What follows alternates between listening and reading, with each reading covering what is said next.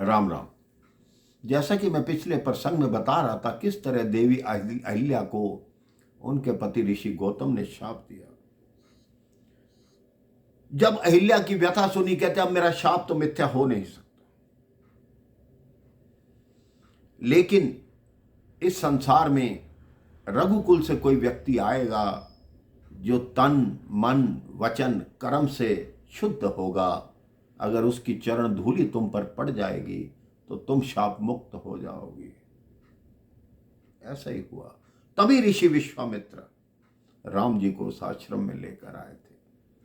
राम जी आगे बढ़ने लगे, उधर से आवाज आई, यहां भीतर मत आओ, यहां कोई नहीं आता।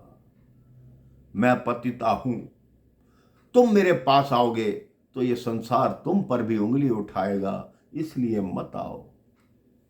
मैं कई वर्षों से पत्थर बनी पड़ी हूं, तो मैं पत्थर ही ठीक हूं, लेकिन तुम अपना धर्म समाप्त मत करो। राम जी ने कहा, मैं अगर मन वचन और कर्म से शुद्ध हूं तो मेरा कोई कुछ नहीं बिगाड़ सकता। वो कुटिया के भीतर गए, देखा एक कोने में एक पाषाण शिला पड़ी है।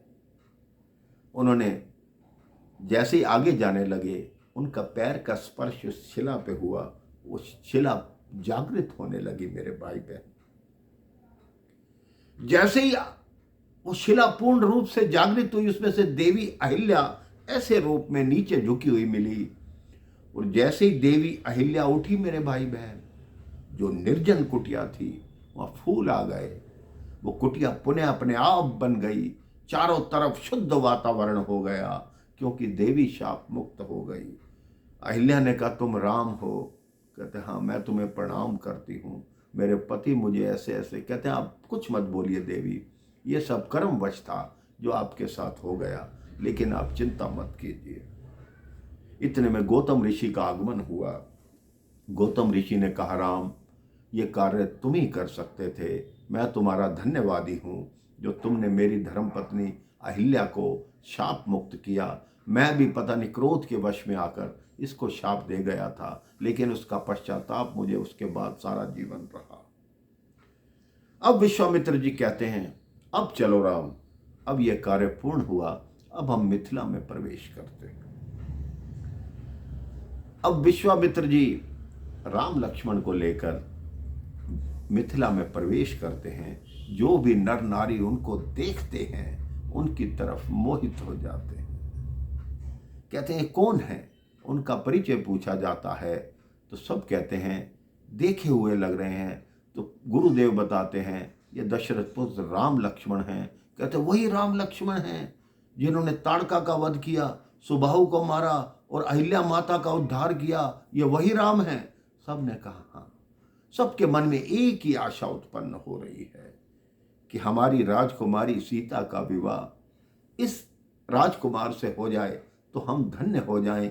वो इसलिए कि अगर सीता से विवाह हो जाएगा तो बार बार इस राजकुमार के दर्शन हमें होते रहेंगे, हमारे पुण्य जाग उठेंगे।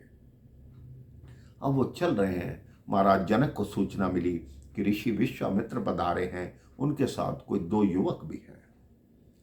महाराज जनक उनके स्वागत के लिए आगे आए। वो एक वाटिका में रुके हुए थे। महाराज जनक ने कहा, आप यहाँ क्यों विराजमान हैं और आपके साथ ये सुंदर युवक कौन है? तो ऋषि विश्वामित्र ने बताया, ये अयोध्या नरेश महाराज दशरथ के पुत्र राम और लक्ष्मण हैं। महाराज जनक को सारी सूचनाएं मिल चुकी थी। कहते अच्छा ही, इन्होंने ही सारे असुरों का संहार किया और देवी अहिल्या का उद्धार किया। उन्होंने कहा अगर आप अकेले आते गुरुदेव तो मैं आपके लिए सुंदर कुटिया में आपको ठहराता, लेकिन आपके साथ अब राजकुमार है तो इसलिए आपके रहने की व्यवस्था एक सुंदर महल में करवाऊंगा, वहां आकर रहिए। अब उनके आग्रह पर ऋषि विश्वामित्र एवं राम लक्ष्मण जी उनके पीछे पीछे चल पड़ते हैं। सारी नगरी उनको देखती जा रही है। माता सीता का स्वयंवर है, 2 दिन बाद स्वयंवर है। तैयारियां चल रही हैं, पूरा नगर सजा हुआ है। देश विदेश के राजा उस स्वयंवर में आने वाले हैं। कोई तो कहता है कि रावण भी उस स्वयंवर में आया, लेकिन वो धनुष को तोड़ नहीं पाया क्योंकि उसके मन में अभिमान आ गया था। लेकिन कई शास्त्रों में ऐसी बात नहीं बताई जाती। अब वो आकर एक महल में रुक जाते हैं।